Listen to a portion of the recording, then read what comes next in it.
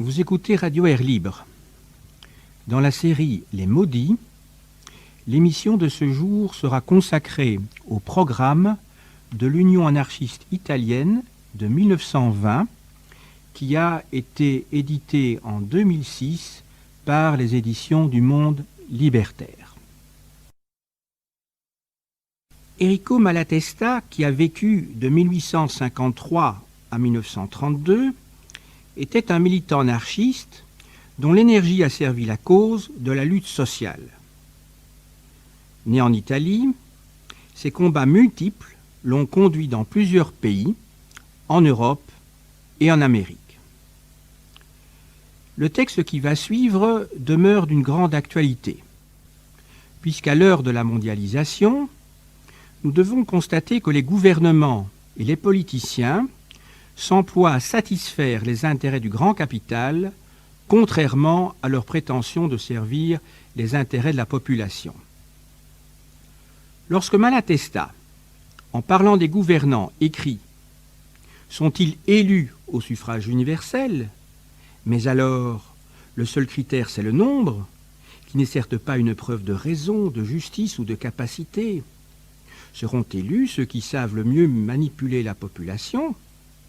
Et la minorité, qui peut très bien être la moitié moins 1, sera alors sacrifiée. Nous ne pouvons nous empêcher de reconnaître encore la réalité d'aujourd'hui. Et la manière de manipuler s'est considérablement sophistiquée au cours du XXe siècle. Qui peut croire que le processus électoral permet de choisir librement les personnes qui représenteront le peuple dans les assemblées législatives ? Partout, nous observons que c'est le pouvoir de l'argent, associé aux médias de masse, qui conduit à l'élection d'une personne plutôt qu'une autre, d'un parti plutôt qu'un autre. Et lorsqu'un nouveau groupe politique apparaît capable d'accéder au pouvoir, ces mêmes forces financières s'empressent de prendre les moyens de l'influencer et, à plus ou moins brève échéance, de le contrôler. L'expérience récente de l'accession au pouvoir de partis sociodémocrates ou socialistes dans plusieurs pays industrialisés nous montre que ceux-ci se sont inclinés devant les exigences de la mondialisation des marchés, laissant derrière eux leurs grands objectifs politiques et sociaux. Le texte qui va suivre fut présenté par Malatesta au congrès de l'Union des anarchistes italiens qui se déroula à Bologne au début du mois de juin 1920. Le congrès l'approuva et le fit sien à l'unanimité. Le programme de l'Union anarchiste italienne est le programme communiste anarchiste révolutionnaire qui fut soutenu en Italie au sein de la première internationale sous le nom de programme socialiste. Il prit ensuite le nom de socialiste anarchiste et s'est enfin appelé tout simplement anarchiste à la suite de la dégénérescence autoritaire et parlementaire du mouvement socialiste et en réaction contre cette dégénérescence. Voici donc le programme présenté par Malatesta. Chapitre 1. Ce que nous voulons. Nous croyons que la plus grande partie des maux dont souffrent les hommes viennent de ce que l'organisation de la société est mauvaise. Le voulant et le sachant, les hommes peuvent en finir avec ces maux. La société actuelle est le résultat des luttes séculaires que les hommes se sont livrés entre eux. Ne comprenant pas les avantages que tous pouvaient retirer de la coopération et de la solidarité, et voyant dans tous les autres hommes, sauf peut-être les plus proches par les liens du sang, des concurrents et des ennemis, ils ont cherché à accaparer, chacun pour soi, la plus grande quantité possible de jouissances sans se soucier des intérêts des autres. Naturellement, dans cette lutte, les plus forts ou les plus chanceux devaient l'emporter et soumettre et opprimer les vaincus de différentes façons. Tant que l'homme ne fut pas capable de produire plus que ce qui lui était strictement nécessaire pour vivre, les vainqueurs ne pouvaient que chasser ou massacrer les vaincus et s'emparer des aliments qu'ils avaient. Puis, lorsqu'avec la découverte du pâturage et de l'agriculture, l'homme put produire plus qu'il ne lui fallait pour vivre, les vainqueurs trouvèrent plus avantageux de réduire les vaincus en esclavage et de les faire travailler pour eux. Par la suite, les vainqueurs se rendirent compte qu'il était plus commode, plus productif et plus sûr d'adopter un autre système pour exploiter le travail d'autrui. Se réserver la propriété exclusive de la terre et de tous les moyens de travail et laisser à ceux qu'ils avaient dépouillés une liberté purement formelle. N'ayant pas les moyens de vivre, ceux-là étaient contraints de recourir aux propriétaires et de travailler pour eux, aux conditions qu'ils fixaient. À travers toute une série extrêmement complexe de luttes de toutes sortes, d'invasions, de guerres, de révoltes, de répressions, de concessions arrachées, d'associations des vaincus qui s'unissaient pour se défendre et d'associations des vainqueurs qui s'unissaient pour mener l'offensive, on arriva ainsi, petit à petit, à l'état actuel de la société. Quelques-uns détiennent héréditairement la terre et toute la richesse sociale, alors que la grande masse des hommes, totalement déshéritée, est exploitée et opprimée par un petit nombre de propriétaires. D'où l'état de misère qui est généralement celui des travailleurs et tous les maux qui découlent de la misère. L'ignorance, les crimes, la prostitution, le délabrement physique, l'abjection morale, la mort prématurée. D'où la constitution d'une classe spéciale, le gouvernement, largement pourvu en moyens matériels de répression, dont la mission est de légaliser les propriétaires et de les défendre contre les revendications des prolétaires. Et cette force qu'elle a, elle l'utilise pour se donner à elle-même des privilèges et soumettre à sa suprématie, si elle le peut, également la classe des propriétaires. D'où la constitution d'une autre classe particulière, le clergé, qui, par une série de fables sur la volonté de Dieu, sur la vue future, etc., cherche à persuader les opprimés de supporter docilement l'oppression et qui, tout comme le gouvernement, sert les intérêts des propriétaires, mais aussi les siens propres. D'où la formation d'une science officielle qui est, en tout ce qui peut servir les intérêts des dominateurs, la négation de la vraie science. D'où l'esprit patriotique, la haine raciale, les guerres et les paix armées, plus désastreuses encore peut-être que les guerres mêmes. D'où l'amour dont on fait une torture ou une abjecte marchandise. D'où la haine, plus ou moins larvée, la rivalité, le soupçon entre les hommes, l'incertitude et la peur pour tous. C'est cet état de choses que nous voulons changer radicalement. Étant donné que tous ces maux viennent de la lutte des hommes entre eux, de la recherche du bien-être que chacun mène pour lui-même et contre tous les autres, nous voulons y porter remède en remplaçant la haine par l'amour, la concurrence par la solidarité, la recherche exclusive d'un bien-être égoïste par la coopération fraternelle pour le bien-être de tous, l'oppression et toute autorité par la liberté, le mensonge religieux et pseudo-scientifique par la liberté. D'où 1. Abolition de la propriété privée de la terre, des matières premières et des instruments de travail, de façon que personne n'ait la possibilité de vivre en exploitant le travail d'autrui, et que tous, se voyant garantis les moyens de production et d'existence, soient réellement indépendants et puissent s'associer librement aux autres dans l'intérêt commun de tous et selon leurs propres affinités. 2. Abolition du gouvernement et de tout pouvoir faisant les lois et les imposant aux autres. D'où abolition des monarchies, des républiques, des parlements, des armées, des polices, des magistratures et de toute institution dotée de moyens coercitifs. 3. Organisation de la vie sociale sur la base d'associations libres et de fédérations de producteurs et de consommateurs, créées et modifiées selon la volonté de leurs membres, guidées par la science et l'expérience, et libres de leurs membres, guidées par la science et l'expérience, et libres de toute obligation qui ne relèverait pas de nécessités naturelles auxquelles chacun se soumet volontairement, convaincu de leur caractère inéluctable. 4. Garantie des moyens d'existence, de développement et de bien-être aux enfants et à tous ceux qui ne sont pas en mesure de subvenir eux-mêmes à leurs besoins. 5. Guerre aux religions et à tous les mensonges, y compris lorsqu'ils se cachent sous le couvert de la science. Instruction scientifique pour tous et jusqu'au plus haut niveau. 6. Guerre aux rivalités et aux préjugés patriotiques.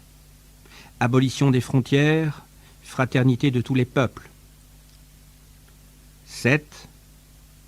Reconstruction de la famille, afin qu'elle découle de la pratique de l'amour, libre de tout lien légal, de toute oppression économique ou physique, de tout préjugé religieux. C'est là notre idéal.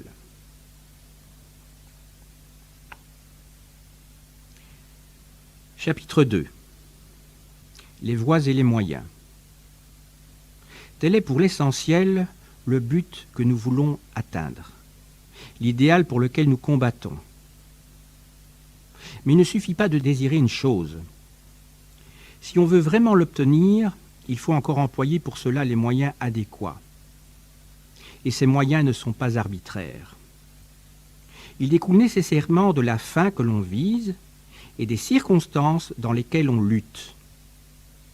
Si on se trompait sur le choix des moyens, on n'atteindrait pas la fin que l'on se propose, mais une autre, peut-être totalement opposée, conséquence toute naturelle et nécessaire des moyens employés.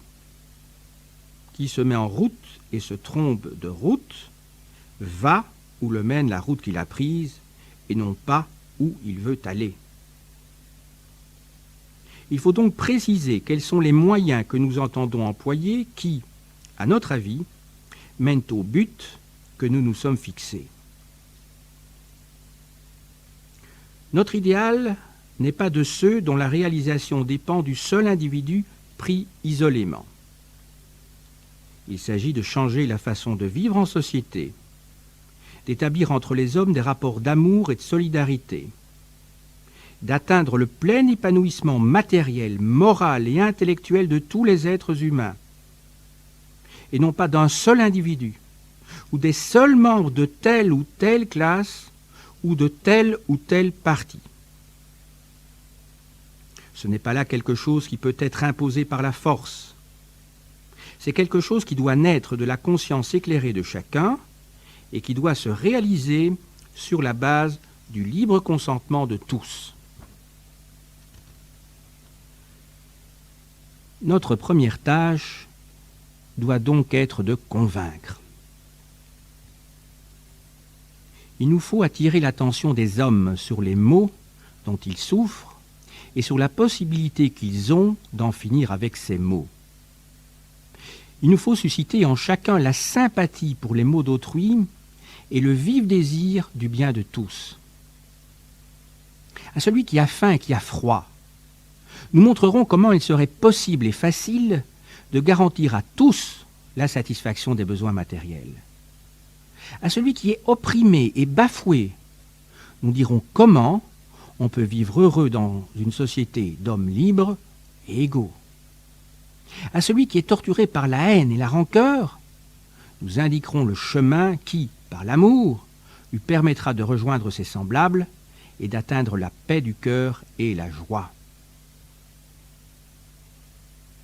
Et quand nous aurons réussi à faire naître dans l'âme des hommes ce sentiment de révolte contre les maux injustes dont on souffre dans la société actuelle et qui peuvent être évités, et à faire comprendre quelles sont les causes de ces maux et comment il dépend de la volonté des hommes de transformer la société pour le bien de tous, alors ceux qui seront convaincus s'uniront, voudront et pourront, d'eux-mêmes et sous l'impulsion de ceux qui les ont précédés dans cette conviction, réaliser les idéaux qu'ils partageront avec eux.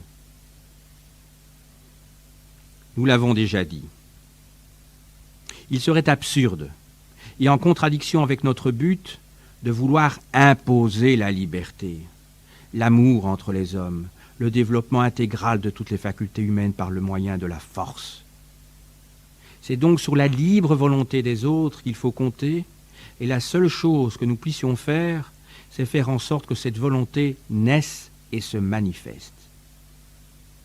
Il serait cependant tout aussi absurde et contraire à notre but d'admettre que ceux qui ne pensent pas comme nous empêchent de traduire notre volonté en actes, à condition toujours qu'elle ne lèse pas leur droit à une liberté égale à la nôtre.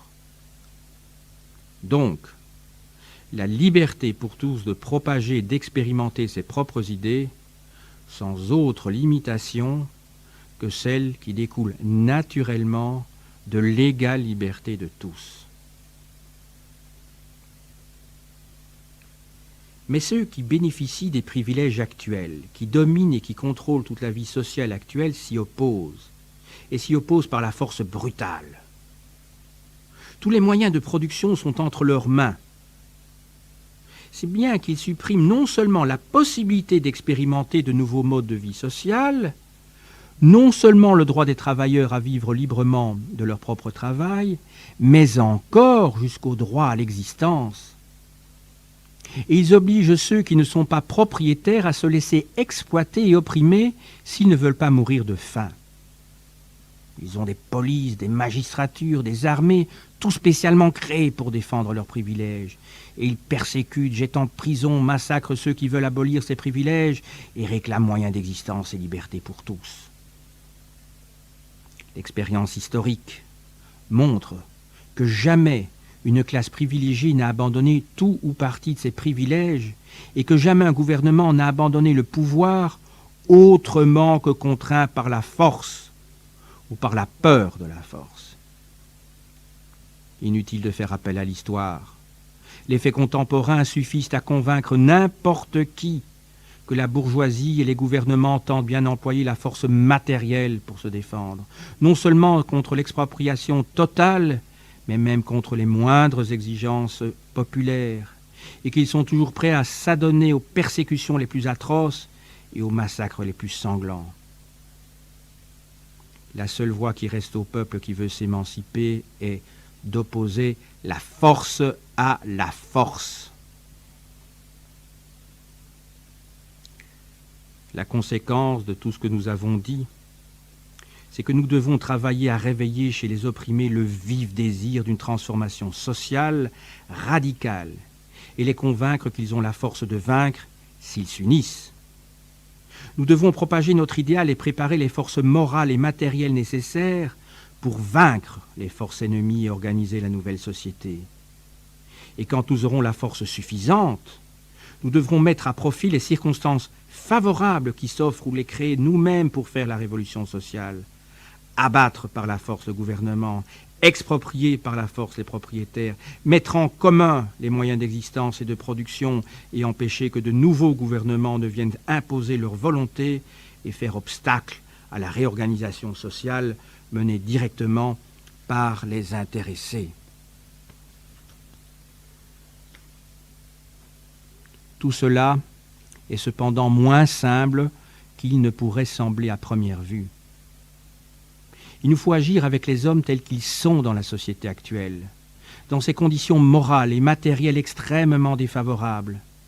Et ce serait pour nous une erreur de croire que la propagande suffit à les élever à ce degré de développement intellectuel et moral nécessaire pour réaliser nos idéaux. Il y a une action réciproque entre l'homme et le milieu. Les hommes font la société telle qu'elle est. La société fait les hommes tels qu'ils sont, d'où une sorte de cercle vicieux. Pour transformer la société, il faut transformer les hommes, et pour transformer les hommes, il faut transformer la société. La misère abrutit l'homme, et pour détruire la misère, il faut que les hommes en soient conscients, et qu'ils en aient la volonté.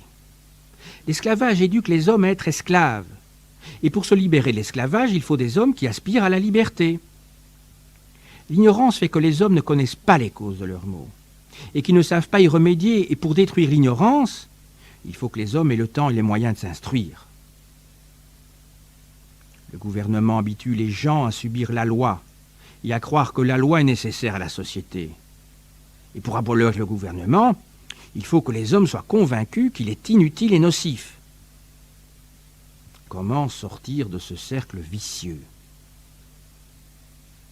Heureusement, la société actuelle n'est pas le fruit de la volonté éclairée d'une classe dominante, qui aurait pu réduire ceux qu'elle domine à n'être que des instruments passifs et inconscients de ses propres intérêts.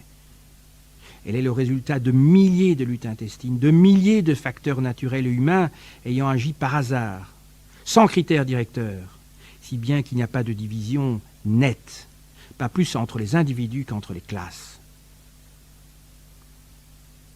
Les conditions matérielles sont d'une variété infinie, et infinie aussi les degrés de développement moral et intellectuel.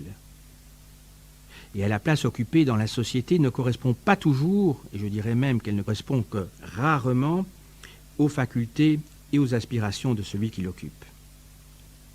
Il arrive très fréquemment que des individus se retrouvent dans des conditions inférieures à celles auxquelles ils sont habitués, et que d'autres, grâce à des circonstances exceptionnellement favorables, réussissent à s'élever au-dessus de leurs conditions d'origine. Une partie non négligeable du prolétariat est maintenant parvenue à sortir de l'état de misère absolue, abrutissante, où n'a jamais pu être réduite. Aucun travailleur, ou presque, n'est totalement inconscient des conditions que lui font les patrons. Aucun ne les accepte totalement. Et les institutions elles-mêmes, telles que l'histoire les a faites, présentent des contradictions organiques qui sont comme des germes de mort dont le développement mène à la dissolution de l'institution et à sa transformation nécessaire. C'est pourquoi le progrès est possible. Mais sans une transformation graduelle préalable du milieu social, il n'est pas possible d'élever par le moyen de la propagande tous les hommes au niveau nécessaire pour qu'ils veuillent et réalisent l'anarchie. Le progrès doit faire son chemin simultanément et parallèlement chez les individus et dans le milieu. Nous devons mettre à profit tous les moyens, toutes les possibilités, toutes les circonstances que le milieu nous laisse pour agir sur les hommes et développer leur conscience et leurs désirs. Nous devons tirer parti de tous les progrès survenus dans la conscience et leurs désirs. Nous devons tirer parti de tous les progrès survenus dans la conscience des hommes pour les amener à réclamer et à imposer les plus fortes transformations sociales possibles qui peuvent le mieux ouvrir la voie à des progrès ultérieurs. Nous ne devons pas attendre de pouvoir réaliser l'anarchie et nous limiter en attendant la seule propagande. Si nous agissions ainsi, nous n'irions pas loin. Nous aurions convaincu tous ceux qui, dans les conditions sociales actuelles, sont susceptibles de comprendre et d'accepter nos idées. Et notre propagande ultérieure resterait stérile. Ou si, par suite des transformations des conditions actuelles, de nouvelles couches populaires s'élevaient à la possibilité de recevoir des idées nouvelles, cela se ferait sans nous et donc au préjudice de nos idées. Nous devons donc faire en sorte que le peuple tout entier, ou différentes fractions du peuple, veuillent, imposent et prennent lui-même toutes les améliorations, toutes les libertés qu'il désire, au fur et à mesure qu'il en vient à les désirer et qu'il a la force de les imposer. Et en propageant toujours notre programme dans son intégralité, et en luttant toujours pour la réaliser intégralement, nous devons pousser le peuple à vouloir et à imposer toujours plus jusqu'à ce qu'il parvienne à l'émancipation totale. Chapitre 3. La lutte économique. L'oppression qui pèse aujourd'hui le plus directement sur les travailleurs et qui est la principale cause de toutes les sujétions morales et matérielles auxquelles ils sont soumis, c'est l'oppression économique. Autrement dit, l'exploitation qu'exercent sur eux les patrons et les commerçants grâce à l'accaparement de tous les grands moyens de production et d'échange.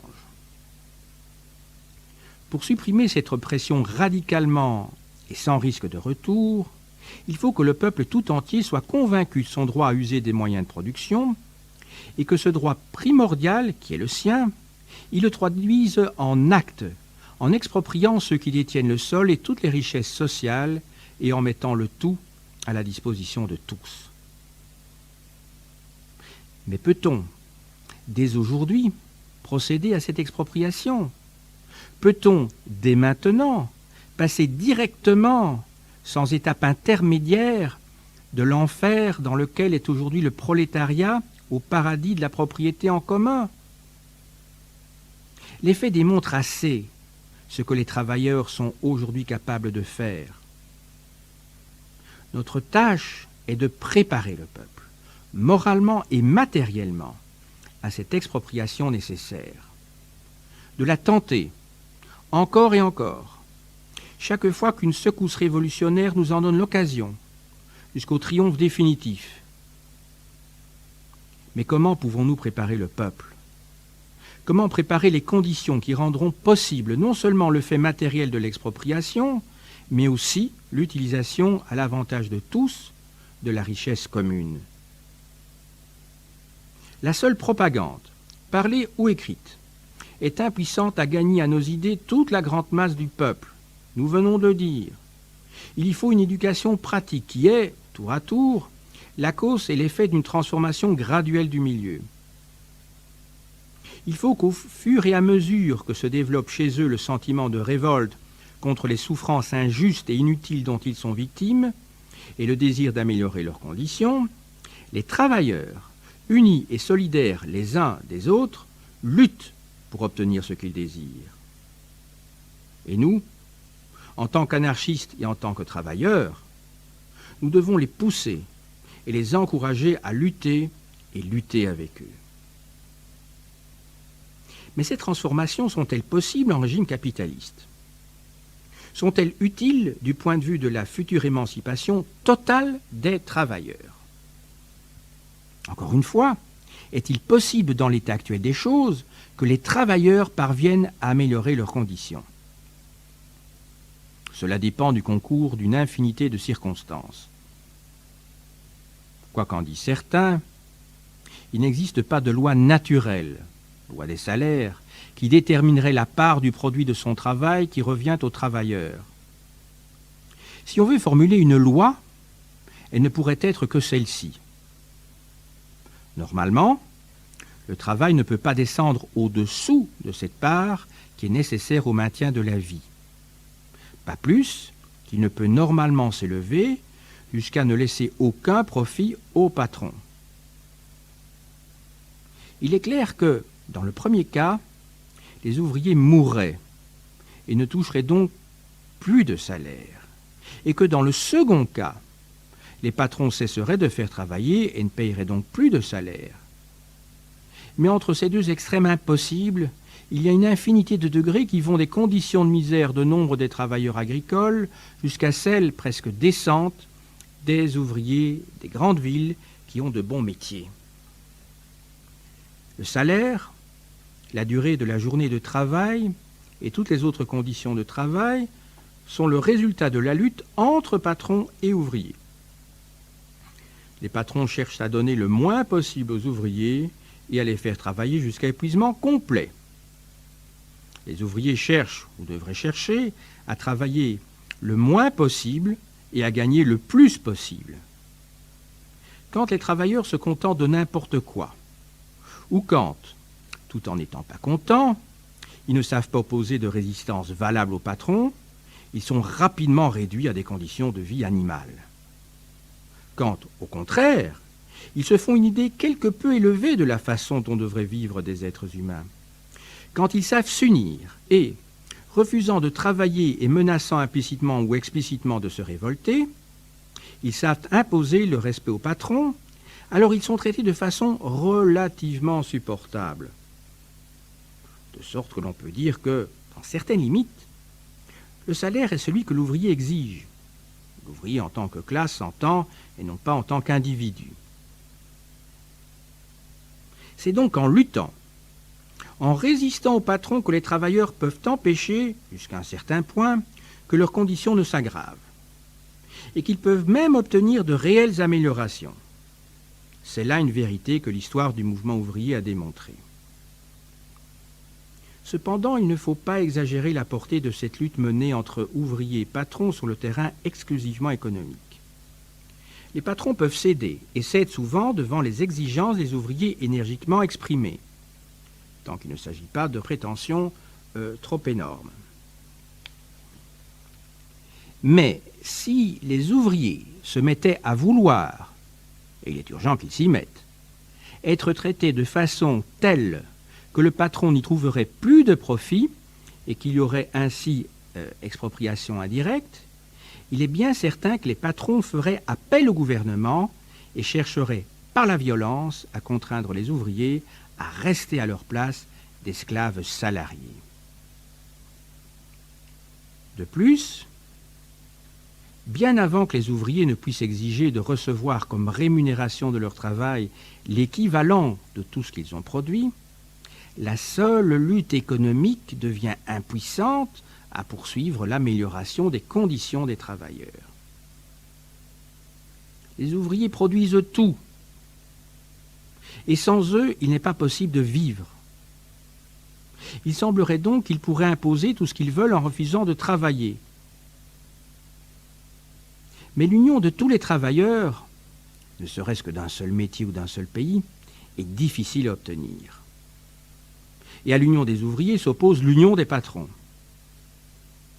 Les ouvriers gagnent leur vie au jour le jour. S'ils ne travaillent pas, ils ne tardent pas à manquer de pain, alors que les patrons disposent, avec l'argent, de tous les produits accumulés qu'ils peuvent donc tranquillement attendre que la faim ramène leurs salariés sous leur coupe. L'invention ou l'introduction de nouvelles machines rend inutile le travail d'un grand nombre d'ouvriers et augmente la grande armée des sans-travail que la faim contraint à se vendre à n'importe quelle condition. L'immigration ne tarde pas à apporter, dans les pays où les ouvriers ont réussi à vivre mieux, des foules de travailleurs faméliques qui, bon gré mal gré, permettent aux patrons de baisser les salaires. Tous ces faits qui découlent nécessairement du système capitaliste réussissent à contrebalancer les progrès de la conscience et de la solidarité ouvrière. Ils vont souvent plus vite que les progrès en question et les arrêtent et les détruisent. Et, en tout cas, il y a toujours ce fait primordial. En système capitaliste, chaque capitaliste organise la production à son profit individuel et non pas pour satisfaire les besoins des travailleurs de la meilleure façon possible, comme ce serait naturel. D'où le désordre, le gaspillage des forces humaines, la rareté voulue des produits, les travaux inutiles et préjudiciables, le chômage, les terres incultes, l'emploi limité des machines, etc. Autant de maux qui ne peuvent être évités que si l'on enlève aux capitalistes la possession des moyens de travail et par là même la direction de la production. Les ouvriers qui veulent s'émanciper ou même seulement améliorer sérieusement leurs conditions se trouvent rapidement dans la nécessité de se défendre contre le gouvernement et d'attaquer le gouvernement qui, en légitimant le droit de propriété et en le défendant par la force brutale, constitue une barrière au progrès. Barrière qu'il faut abattre par la force, si on ne veut pas rester perpétuellement dans l'état actuel des choses ou en connaître d'autres pires encore. Il faut passer de la lutte économique à la lutte politique, c'est-à-dire à la lutte contre le gouvernement. Et au lieu d'opposer aux millions des capitalistes les quelques centimes réunis à quelques peines par les ouvriers, il faut opposer aux fusils et aux canons qui défendent la propriété les moyens les meilleurs que le peuple pourra trouver pour vaincre la force par la force.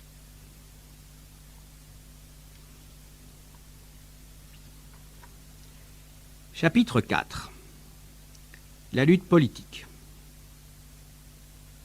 Par lutte politique, nous entendons la lutte contre le gouvernement. Le gouvernement est l'ensemble des individus qui détiennent le pouvoir de faire la loi et de l'imposer aux gouvernés, c'est-à-dire aux gens, quelle que soit la façon dont ce pouvoir a été acquis.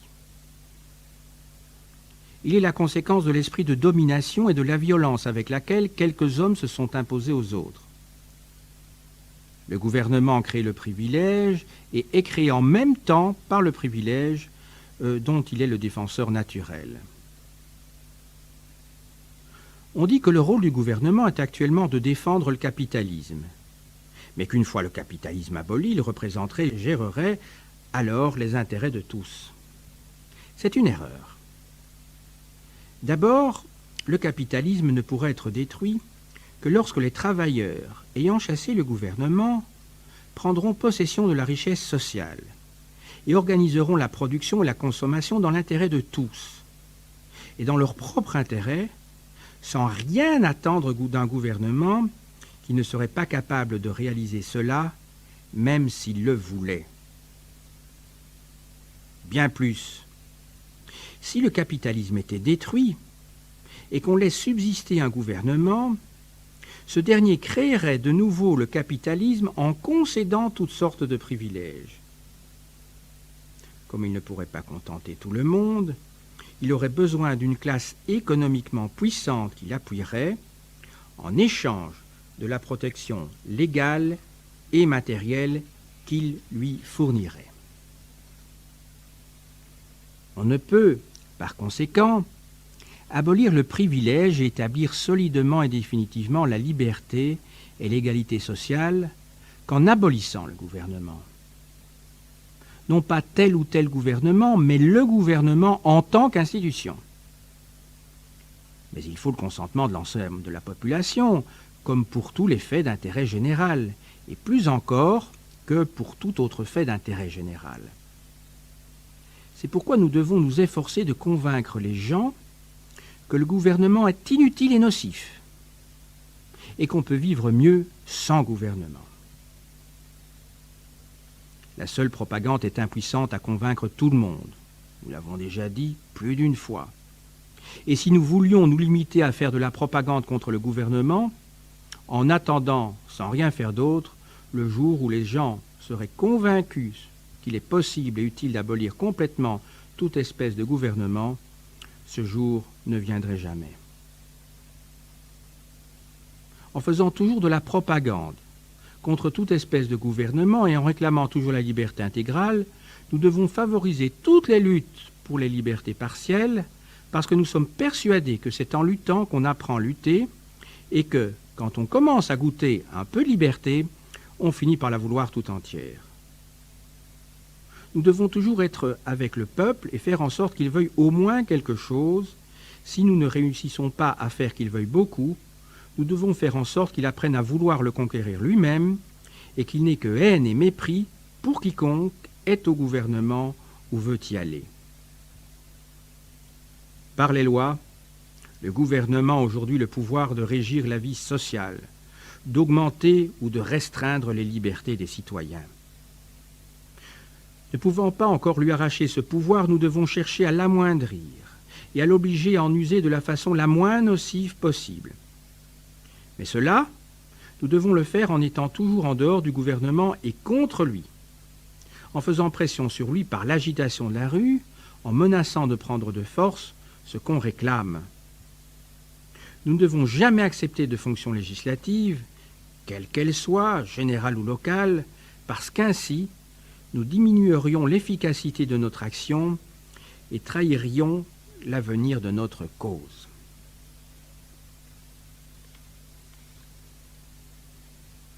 La lutte contre le gouvernement est, en définitive, une lutte physique et matérielle. Le gouvernement fait la loi. Il doit donc disposer, pour imposer la loi, d'une force matérielle, armée, police.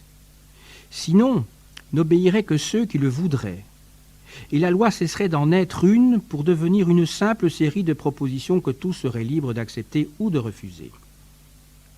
Les gouvernements ont donc cette force et s'en servent pour pouvoir fortifier leur domination par des lois et favoriser les intérêts des classes privilégiées, en opprimant et en exploitant les travailleurs. La seule limite à l'oppression du gouvernement, c'est la force que le peuple se montre capable de lui opposer. Le conflit peut être ouvert ou latent, mais il y a toujours conflit. Car le gouvernement ne tient pas compte du mécontentement et de la résistance du peuple jusqu'à ce qu'il sente le danger d'insurrection. Quand le peuple se soumet docilement à la loi, et quand la protestation est faible et platonique, le gouvernement en prend à son aise sans se soucier des besoins populaires. Mais quand les protestations sont vives, insistantes, menaçantes, le gouvernement cède, ou encore réprime, selon qu'il se sent plus ou moins inspiré. Mais on en vient toujours à l'insurrection, parce que si le gouvernement ne cède pas, le peuple finit par se révolter. Et si le gouvernement cède, le peuple prend confiance en lui-même et veut toujours plus, jusqu'à ce que l'incompatibilité entre liberté et autorité devienne évidente et qu'éclate le conflit violent. Il faut donc se préparer moralement et matériellement pour que la victoire soit au peuple quand éclatera la lutte violente. Ce qui est le plus efficace pour l'émancipation populaire, c'est la victoire de l'insurrection. Parce qu'alors, ayant secoué le joug, le peuple devient libre de se donner les institutions qu'il croit être les meilleures et que le fossé entre les lois, toujours en retard, et le degré de civilisation auquel la masse de la population est arrivée est franchi d'un seul coup. L'insurrection détermine la révolution, c'est-à-dire le passage à l'acte, rapidement, des forces latentes accumulées pendant l'évolution précédente. Tout dépend de ce que le peuple est capable de vouloir.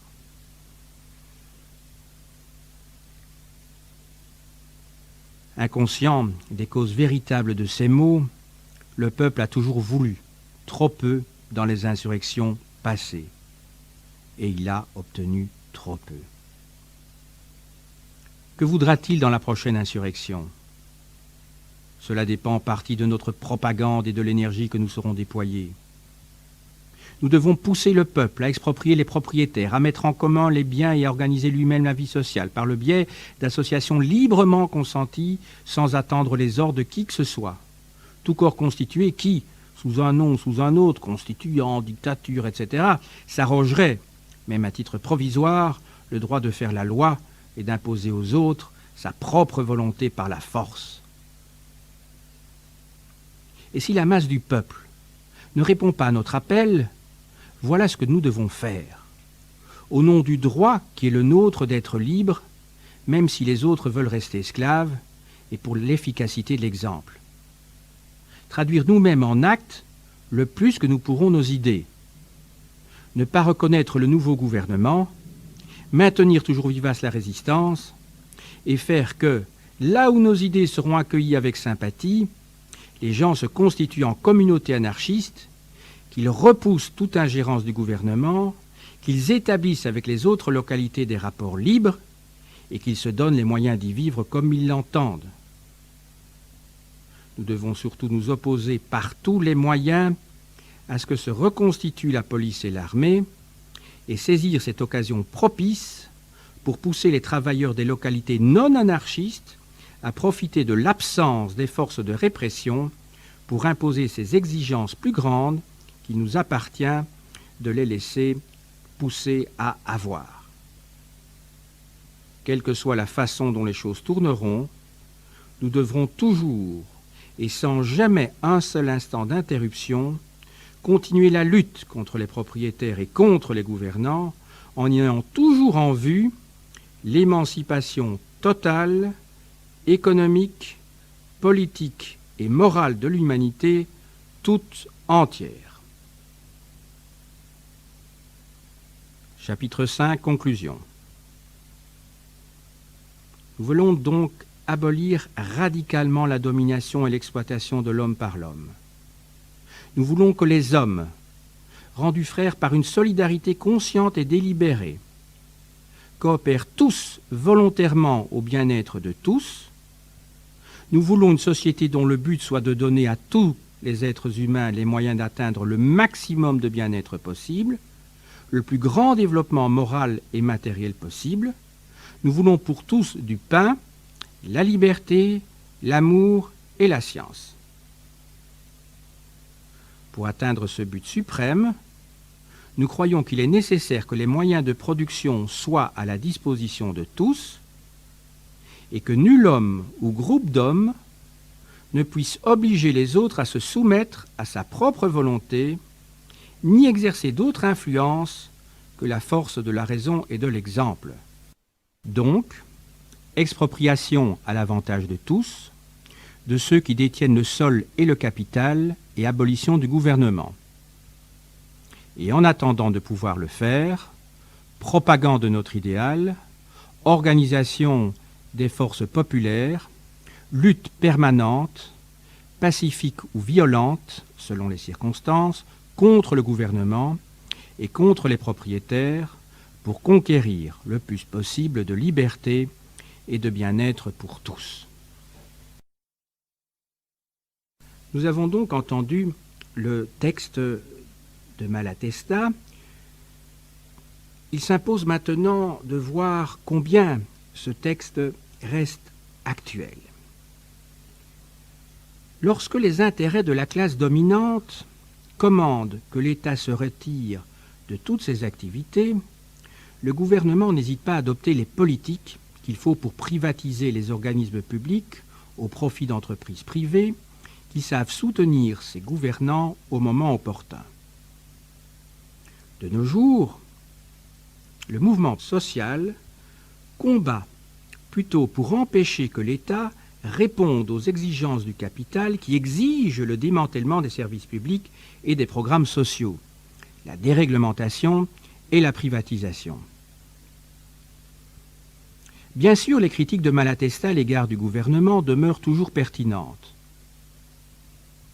Mais comme nous ne pouvons laisser la voie libre au capital, nous n'avons sans doute pas d'autre choix dans l'immédiat que de défendre les services publics ainsi que les dépenses liées aux programmes sociaux pour éviter que les grands financiers ne triomphent sur toute la ligne. On pourrait sans doute voir une contradiction entre la proposition d'abolir le gouvernement et la nécessité de défendre les services publics contre les offensives des forces libérales.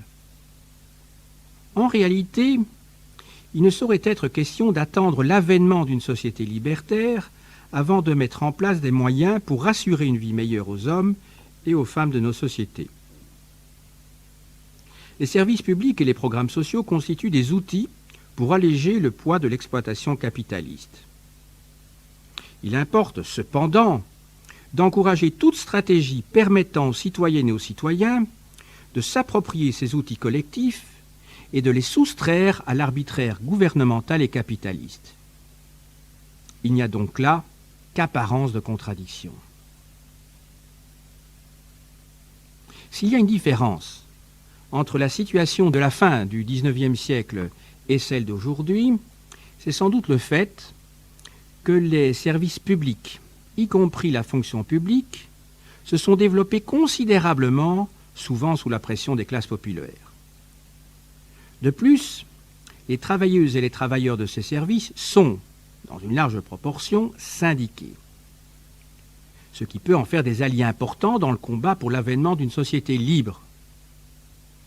Bien que le mouvement syndical ait trop souvent joué un rôle d'intégration des travailleurs et des travailleuses à la société capitaliste, il n'en demeure pas moins un outil fondamental qui a la capacité de développer à nouveau des stratégies radicales de contestation de la société d'exploitation dans laquelle nous vivons. Pour cela, les syndicats doivent s'éloigner des pièges du corporatisme que lui tendent régulièrement le patronat et le gouvernement.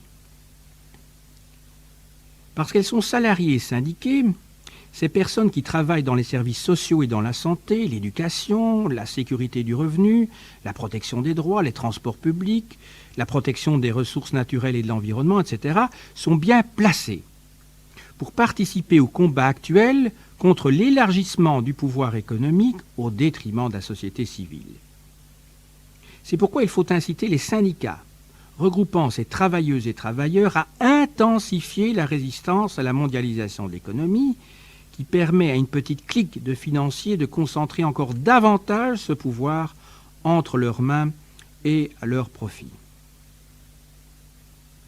Le texte de Malatesta ne limite pas sa critique à l'égard du gouvernement. Il exprime clairement que la propriété individuelle constitue l'autre obstacle majeur au développement d'une société fondée sur la solidarité. Cette solidarité, Malatesta la présente comme le cœur du fonctionnement d'une société anarchiste. Il nous propose de voir la solidarité comme le seul état qui permette à l'homme de déployer toute sa nature et d'atteindre le plus grand développement et le plus grand bien-être possible, c'est-à-dire l'harmonie des intérêts et des sentiments, le concours de chacun au bien de tous et de tous au bien de chacun. Elle est le but vers lequel marche l'évolution de l'homme. Elle est le principe supérieur qui apporte une solution à tous les antagonismes actuels, insolubles autrement. Et c'est elle qui fait que la liberté de chacun trouve dans la liberté des autres, non pas sa limite, mais son complément, et même les conditions nécessaires pour qu'elle existe. C'est donc les paroles de Malatesta. Solidarité et liberté sont donc intimement liées. Le gouvernement nous parle souvent de la nécessité pour les populations de faire preuve de solidarité. C'est la plupart du temps pour justifier son inaction, ou encore lors de grandes catastrophes. Puisque dans ces situations d'urgence, l'État est incapable, malgré son pouvoir considérable, de régler tous les problèmes rencontrés. Le gouvernement, les gouvernements, les autorités religieuses et les gens d'affaires parlent aussi régulièrement de solidarité dans le sens de charité. C'est alors pour faire la morale, donner bonne conscience ou pour endormir la souffrance. On invite la population à partager avec les plus pauvres, sans, bien sûr, mettre en lumière les causes de cette pauvreté. Ce sont pour tous ces gens de pouvoir de belles occasions de se donner un visage généreux et compatissant, et pour les gens d'affaires de se faire une belle publicité rentable. Le discours solidaire des puissants n'est qu'un leurre, puisqu'en réalité, ils comptent bien davantage sur l'égoïsme et l'isolement des individus pour asseoir leur pouvoir. Le XXe siècle a été l'occasion de faire croire aux populations du monde, et en premier lieu à celles des pays industrialisés, que le chacun pour soi était la voie unique de la réussite. Le capitalisme est parvenu à développer une vision individualiste malsaine par une augmentation phénoménale de la consommation individuelle. Ce système a conduit à des aberrations inédites en termes d'inégalité sociale, de concentration du pouvoir, d'endoctrinement des masses par la culture de la consommation, de pollution massive et critique de l'environnement. La solidarité dont nous avons besoin est bien différente de celle que nous offrent les gouvernants. Nous avons besoin d'une solidarité fondée sur l'aide mutuelle, sur le respect de l'égalité et de la liberté de toutes les femmes et de tous les hommes qui forment la société. La solidarité que nous propose Malatesta est la seule porteuse de progrès, de justice sociale et, en définitive, de liberté. Ce dernier texte a été écrit par Serge Roy à Montréal en décembre 2003.